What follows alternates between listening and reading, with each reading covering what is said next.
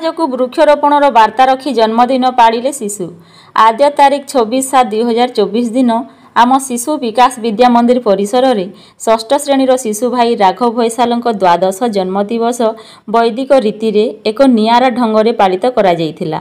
पिता हरीश भैसाल उक्त कार्यक्रम को माता स्वर्गत लक्ष्मी भैसाल स्मृति उद्देश्य विद्यालय रे आयोजन करथिले। निजे श्री भैसाल उपस्थित रही शिशु को उत्साहित करने को जाई कहिथिले जे मोर एकमात्र पुओ निज माँ को हराई आज विद्यालय परिसर रे अनेक मार स्नेह पाइछि।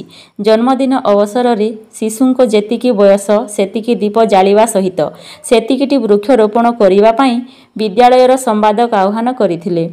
फूल गछ ठारू आरंभ करी तुलसी गछ पर्यंत भाई राघव निज बापा गुरुजी गुरुमा और सहपाठी सह मिसी 12टी नूतन गछ लगाई समाज को एक नूतन वार्ता देइथिले।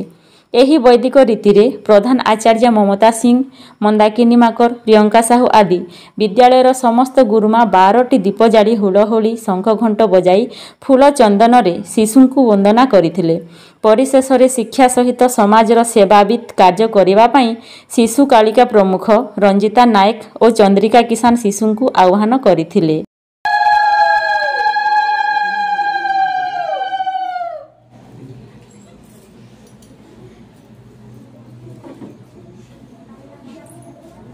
समस्त ताल दे कर जन्मदिन शुभाभिनंदन।